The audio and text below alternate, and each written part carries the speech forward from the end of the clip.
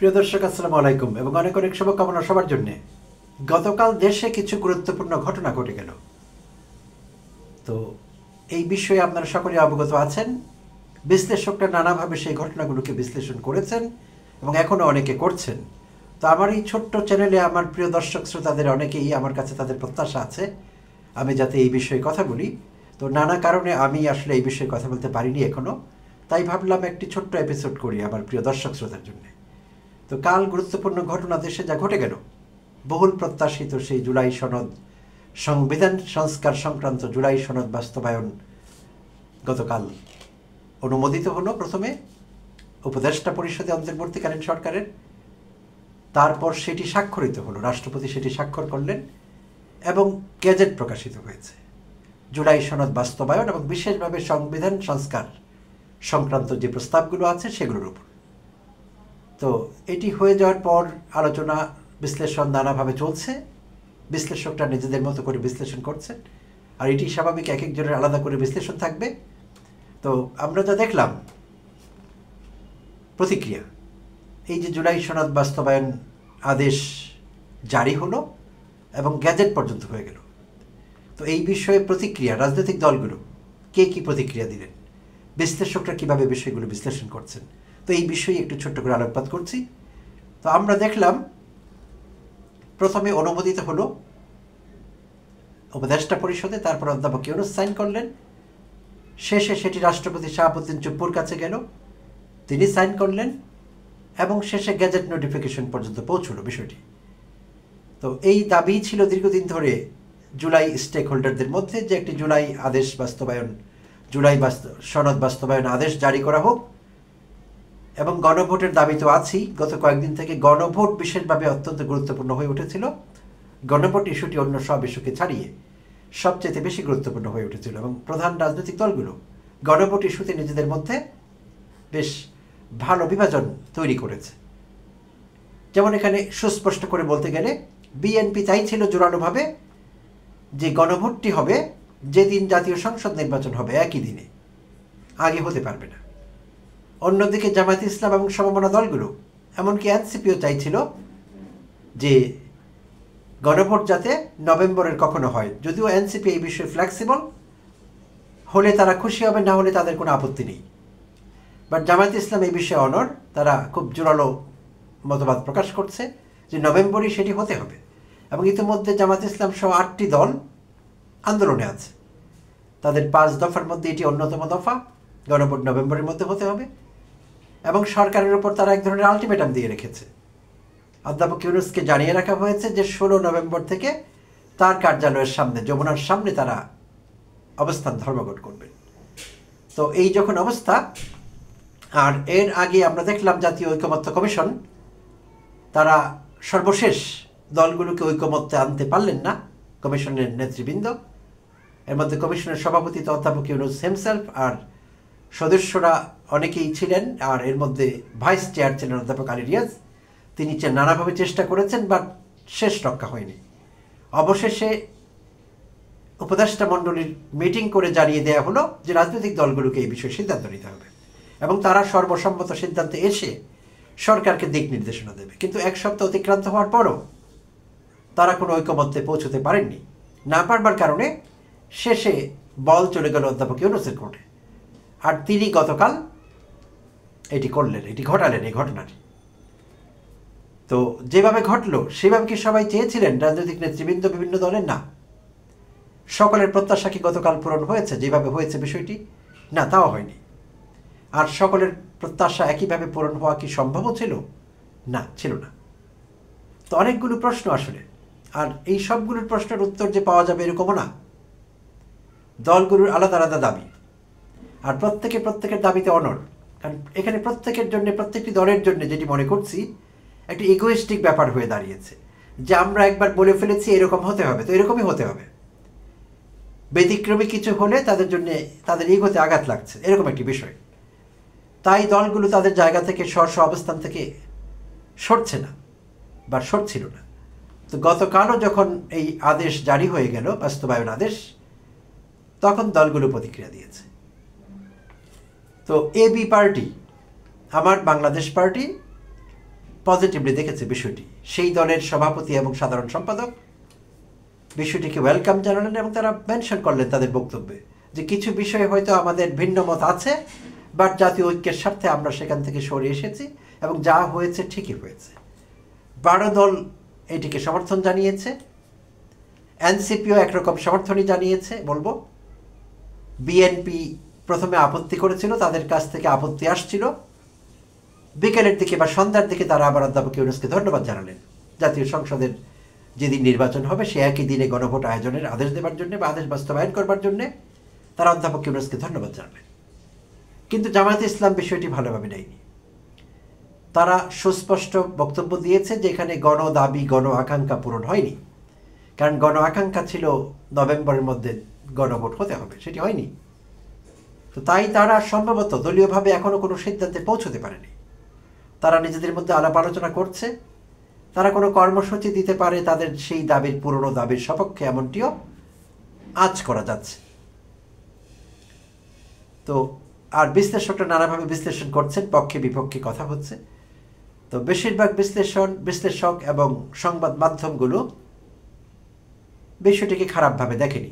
তারা একটি রিকনসিলিয়েশনের পথে, গণতন্ত্রের উত্তরণের পথে কাল যা হয়ে গেল, ঐকমত্য হওয়া বিষয়গুলোর উপর যেভাবে আদেশ বাস্তবায়ন আদেশ হয়ে গেল, তাতে করে তারা পজিটিভ রিভিউ দিয়েছে বেশিরভাগ বিশ্লেষক এবং সংবাদ মাধ্যম।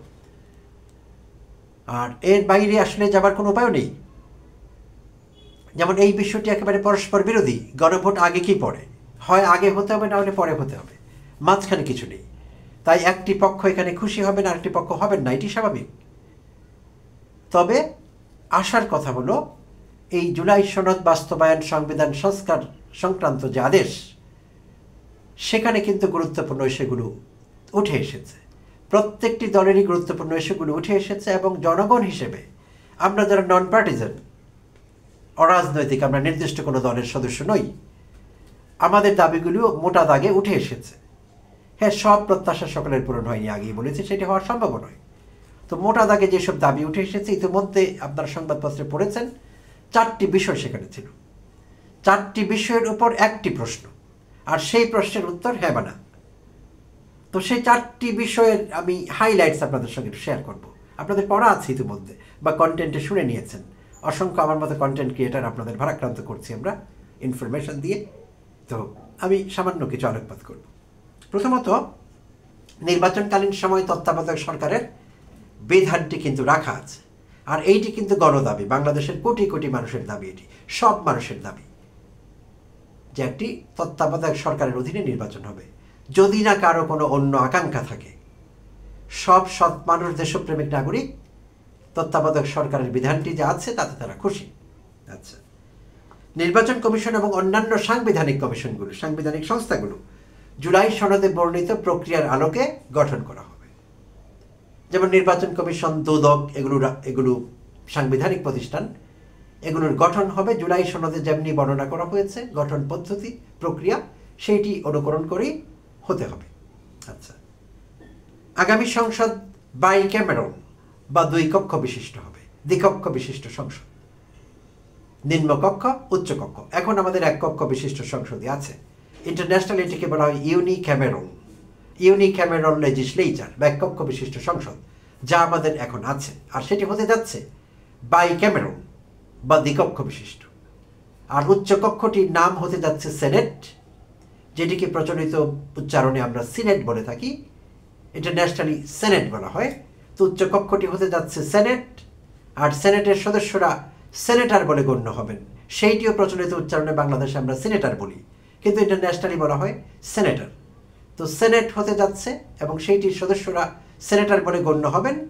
আর সেখানে এই উচ্চকক্ষটি গঠিত হবে পিআর পদ্ধতিতে, প্রপোর্শনাল রিপ্রেজেন্টেশন বা সংখ্যানুপাতিক ভোটিং সিস্টেম। সেটি নিয়ে অনেক আলোচনা হয়েছে, বিস্তারিত ব্যাখ্যার অবকাশ নেই এবং প্রয়োজনও নেই। তাহলে কিভাবে হচ্ছে? পিআর পদ্ধতিতে হচ্ছে, অর্থাৎ সারা দেশে যত ভোট পাবে একটি দল, মোট প্রাপ্ত ভোটের সংখ্যার হিসেবে সেই সংখ্যার সঙ্গে অনুপাত রেখে সমানুপাতিকভাবে উচ্চকক্ষে তারা আসন পাবে। মোট আসন সংখ্যার ভিত্তিতে নয়, মোট প্রাপ্ত ভোট সংখ্যার ভিত্তিতে সারা বাংলাদেশে। ফলে কি হয়, ভোট ওয়েস্টেড হয় না এবং বেশিরভাগ রাজনৈতিক দলের প্রতিনিধিত্ব করবার সুযোগ তৈরি হয়। তাহলে সেইটি হচ্ছে পিআর এর ব্যবস্থা রাখা হয়েছে উচ্চ কক্ষে এবং সেইটি সামগ্রিকভাবে প্রাপ্ত ভোটের ভিত্তিতে, আসন সংখ্যার ভিত্তিতে নয়। তো বিএনপির এই ইস্যুতে মোটা দাগে আপত্তি আছে শুরু থেকেই। তারা নিম্নকক্ষ উচ্চ কক্ষ কোনো কক্ষেই পিআর চাচ্ছিলেন না, বাট এইটি বিএনপির স্বার্থের বিরুদ্ধে যাচ্ছে। এটি জামায়াত ইসলামের এবং অন্যান্য সমমনা যে দলগুলো আছে তাদের আকাঙ্ক্ষা পূরণ করবে, কিন্তু বিএনপির আকাঙ্ক্ষা পূরণ করবে না। বিএনপি পিআর চাইছে না। আচ্ছা, on the other hand BNP জোরালোভাবে চাইছিল যে একই দিনে জাতীয় সংসদের নির্বাচনের দিনে গণভোটটি হয়ে যাক, সেটি জামায়াত চাইছে না। সো সেখানে জামায়াতের আকাঙ্ক্ষা পূরণ হচ্ছে না, বিএনপির হয়েছে। আচ্ছা, তাহলে আবার ফিরে আসি সেই 4টি বিষয়ের কথা বলছিলাম। তাহলে নির্বাচনকালীন তত্ত্বাবধায়ক সরকার থাকবে, নির্বাচন কমিশন এবং অন্যান্য সাংবিধানিক সংস্থাগুলো জুলাই সনদে বর্ণিত যে প্রক্রিয়া আছে সেই প্রক্রিয়ার অধীনে গঠিত হবে। আগামী সংসদ বাইক্যামেরাল হতে যাচ্ছে বা দ্বিকক্ষ বিশিষ্ট এবং পিআরস পদ্ধতিতে, সামগ্রিকভাবে প্রাপ্ত ভোটের ভিত্তিতে। আচ্ছা, তারপর আছে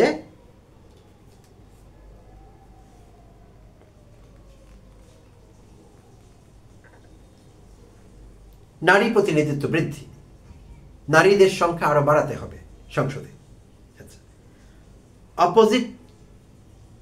অপোজিশন পার্টি থেকে ডেপুটি স্পিকার মনোনীত হবেন এবং সংসদীয় যে কমিটিগুলো হবে সেই সভাপতিরা হবেন বিরোধী দল থেকে, অপোজিশন থেকে হবেন, সরকারি দল থেকে হবেন না।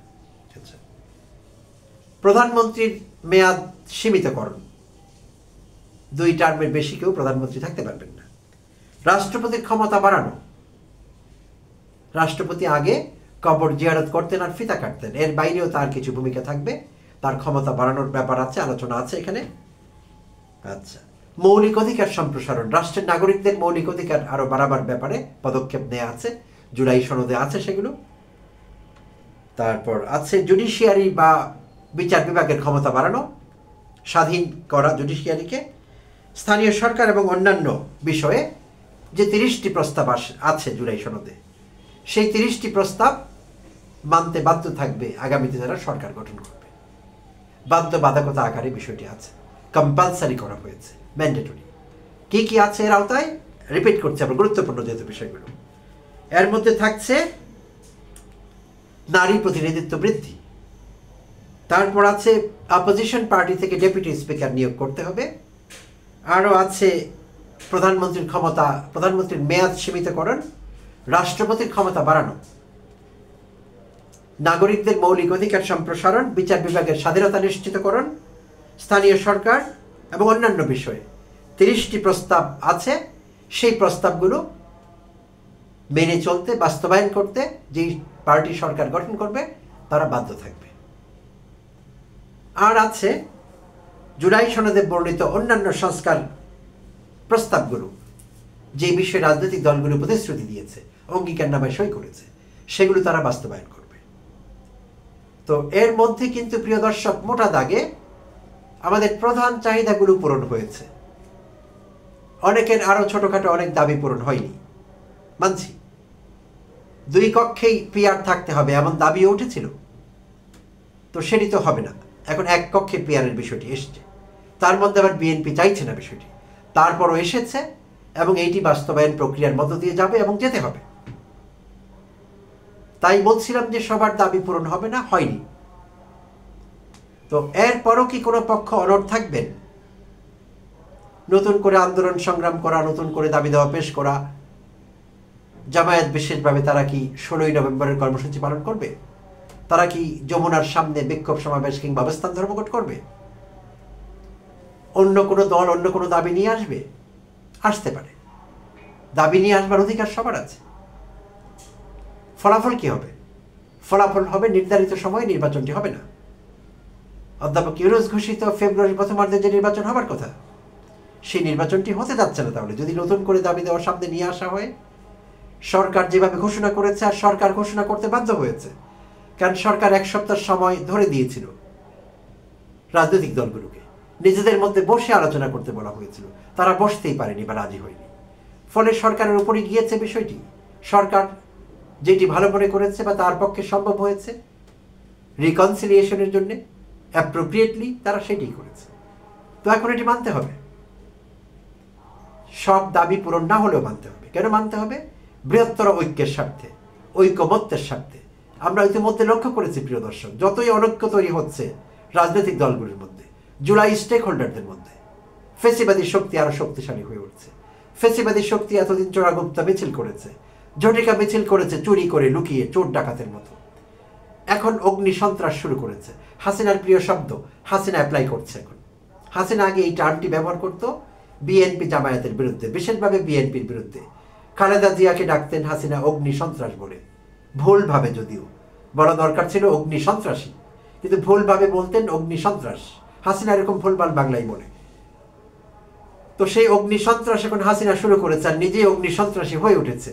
যদিও দিল্লিতে পালিয়ে আছে, সেখান থেকে কলকাঠি নাড়ছে, নির্দেশনা দিচ্ছে। আর বেয়াকুফ যেগুলো ব্রেইনলেস হাসিনার লেসপেন্সার, পাঁচাটা গোলামগুলো এখানে সেখানে ককটেল মারছে, মানুষের নিরাপত্তা বিঘ্নিত করছে। ইতিমধ্যে মানুষও মারা গিয়েছেন এই ককটেলের আগুনে। আর বিশেষভাবে 13 নভেম্বরকে সামনে রেখে এই কাজ করেছে। আর এই কাজ থেকে তারা সরে আসবে এমনটিও মনে হচ্ছে না। আগামী দিনগুলোতে মানুষের মনে ভয় সৃষ্টি করবার জন্যে, পরিস্থিতি অস্বাভাবিক করবার জন্যে, রাষ্ট্রকে স্টেবিলাইজ করবার জন্যে, ডিস্টেবিলাইজ করবার জন্যে এইসব অপকর্ম তারা চালিয়ে যাবে। আর এই অপকর্মের সংখ্যা আরও বাড়বে যদি এই রাজনৈতিক দলগুলো এখনই ঐকমত্যে আসতে না পারে। তাই দেশের স্বার্থে, দলীয় স্বার্থ ভুলে গিয়ে, নিজেদের ইগোইস্টিক ইস্যুগুলো ভুলে গিয়ে, দেশের স্বার্থে, গণতন্ত্রের স্বার্থে প্রত্যেকটি রাজনৈতিক দলকে ঐকমত্যে পৌঁছতে হবে। সরকারের এই নির্দেশনা বা এই যে জুলাই সনদ বাস্তবায়ন আদেশ জারি করেছে সরকার, সেইটির প্রতি সম্মান দেখাতে হবে, সেইটিকে মানতে হবে। জাতীয় স্বার্থে, দেশের স্বার্থে, গণতন্ত্রের স্বার্থে দলীয় সংকীর্ণতা থেকে সবাইকে বেরিয়ে আসতে হবে। তা যদি না ঘটে, তাহলে সেই mother of humanity Sheikh Hasina ফিরে আসবেন। এখন আমাদের সিদ্ধান্ত নিতে হবে, আমরা কি তাকে আবার দাওয়াত করে আনতে চাই? সেই মাদার অব হিউম্যানিটিকে আমাদের দরকার আছে? নেই। যদি না থাকে, তাহলে ঐকমত্যে থাকতেই হবে। আমাদের ঐকমত্য পোষণ করতে হবে, ঐকমত্যে থাকতে হবে, সরকারকে সহযোগিতা করতে হবে। 3 মাসও বাকি নেই। আগামী মাসের প্রথম সপ্তাহে নির্বাচনে তফসিল ঘোষণা হবার কথা। রাজনৈতিক দলগুলোকে সরকারের এই আদেশ জারি করেছে সরকার যেভাবে, সেটার প্রতি সম্মান দেখিয়ে নির্বাচনী কার্যক্রমে মনোযোগ দিতে হবে। রাজনৈতিক দলগুলো সেই কাজ করছে, আমরা দেখছি। সেই কাজটি মনোযোগ দিয়ে করতে হবে সিনসিয়ারলি। আর সরকারের উপর অহেতুক চাপ সৃষ্টি করা বিষয়টি ছেড়ে দিতে হবে। প্রিয় দর্শক, ধন্যবাদ সবাইকে, ভালো থাকবেন।